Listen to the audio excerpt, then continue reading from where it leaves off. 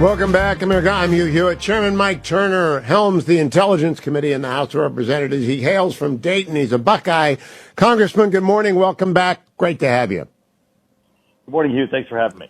Now, no one from Ohio joined the Knucklehead caucus yesterday. Crane, Buck, Biggs, Rosendale, Gates, Good, Mace, Burchett, and then Norman and Bishop are honorary members because they got the ball rolling. What happens in the House caucus? Now, I wanted to talk to you about Intel, and we'll get to that, but what happens next? Sure. Well, there certainly is chaos on Capitol Hill, Hugh. And as you know, Kevin McCarthy was basically removed because he refused to shut down the government.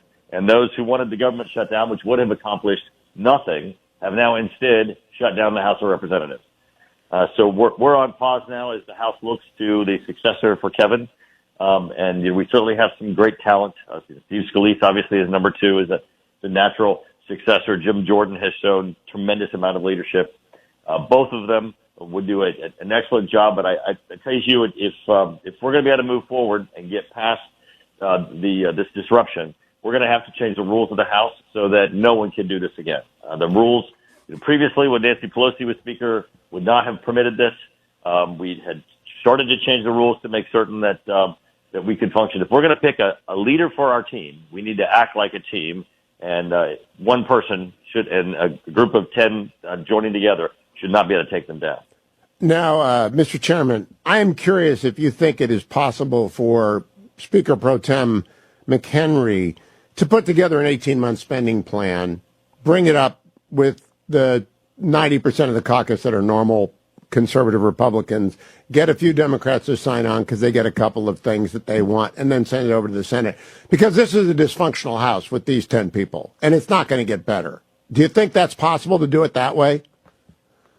Well, my understanding, and I certainly have talked to Patrick McKenry, and he is certainly, it's great to have him in this position at this point because he'll be stable and he's also a great leader, highly substantive. But according to the rules, he only has the authority to be able to convene the House for the purposes of electing a speaker and a few other administrative items. So those types of big policy issues, I think, would evade him. But, Hugh, you're absolutely right.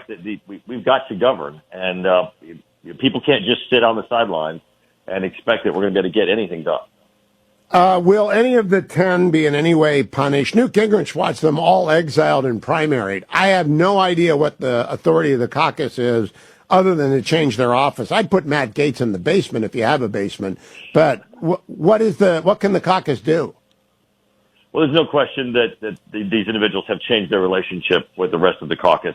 And, I think our first number one job is to get a speaker elected. And then, after that, we need to have a discussion as to what our rules should be so that this doesn't happen again. And then I think, obviously, an analysis of, how was it that this was allowed to happen, and make certain that as a team we stay together and corporately this isn't allowed to happen again. All right. Well, let me go over to the writ that you have, which is House Intel. I just talked with Governor DeSantis about his campaign, and I asked him the grand strategy if he's the president. And of course, it begins with China. Do you think that the Russia-China alliance is breakable easily in the way that some members of the Republican would-be presidential campaigns are saying? Well, I don't know that it's breakable or even needs to be totally broken, but it certainly needs to be diminished. And then the process for that starts with Ukraine and making certain that Russia is not successful as Russia undertakes its aggression and its ruthless murdering of Ukrainians. China needs to see Russia not be successful there. One, that the world's democracies will stand against authoritarianism, but also, two, that Russia as a potential ally is weak and it doesn't have a great ability to execute as a partner to China. Now, Chairman, someone who's very wired told me yesterday that support for Ukraine is now a minority position in polling of Republicans. I'm kind of stunned by that because I've been around since a kid in the Reagan White House, and we always kind of supported anyone who was against Russia, even when it was the Soviet Union. Is that your sense, that half the party is against funding Ukraine? No, what I think it is, and this, we have to be cognizant of this. The Ukraine defense has been funded through a Democrat administration and through, Nancy Pelosi's prior funding bills. And those are Democrat bills, which means they're loaded up. They have more money in them than they need, and they don't focus on the core function of defense. I think, when you talk about a $40 billion bill passed by the House and signed by Biden that sends $12 billion to Ukraine, there's a lot in it that doesn't need to be in a package like that. I think if the American people had confidence that what was happening was actually funding of Ukraine, just of military operations to be able to keep them, to be able to hold back Russian aggression, I think the American people understand that that's in our national security interest. It's certainly, when you listen to Vladimir Putin, he says, I'm not stopping at Ukraine. But we have to stop him then in Ukraine. And I think the American public understand that. He also would control 30% of the world's wheat if he actually wins that war. And that might be good for a few farmers in America, but I don't think they want that kind of a win because it will drive up the cost of bread for everybody in America, and it's already $6 a loaf. Right, because Vladimir Putin, being an authoritarian leader, we've seen what he's done with energy, we've seen what he's done with natural gas. He uses the resources of his country as one of those weapons to propagate his authoritarian regime. And he certainly, just as he's threatened countries with losing natural gas, with not being able to access Russian oil, certainly he would do the same with food. Now, Mr. Chairman, I want to talk to you about the Iran initiative. The Iranian mullahs got together 4 or 5 years ago, and they decided they would co-opt some Americans. And they succeeded. But some of those Americans ended up on Team Biden. Does the House Intel have that briefing yet, or are we still all working from just what's in the public domain?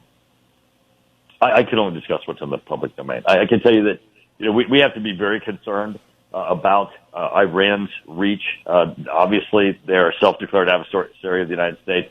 I think this administration is spending way too much time negotiating with Iran and trying to placate Iran in their quest to try to get back into what's known as the JCPOA, the nuclear enrichment deal with Iran. Of course, we saw them paying billions of dollars for what were American hostages. I don't think this administration understands the real threat that Iran poses to the United States.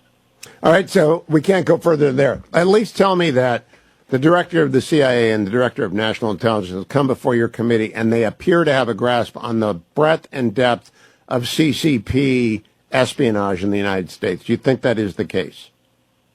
I can tell you that Director Burns and Director Avril Haines, Director of National Intelligence and Director of CIA, are excellent. They're doing an incredible job. Of people in the Biden administration, they are two that stand out, that are standing up for national security, are responsive to our committee. They're working daily on the issues and the threats that threaten our country, and certainly are working with us together.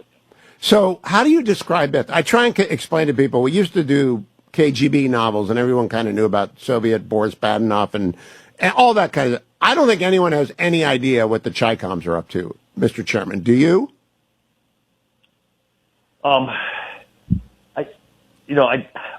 I think we certainly have a grasp.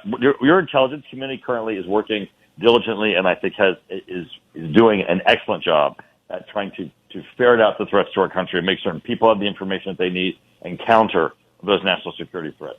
I do think the Biden administration is slow on the uptake on all of that. I mean, it's amazing to see the threats that the intelligence community identifies that the Biden administration has no policy and undertakes nothing. And then, of course, if the administration's slow, they certainly aren't communicating those to the American public and letting the public know what threats are there. So I do think that the buck stops there. I think the Biden administration is certainly accepting a threat level that is very, very dangerous.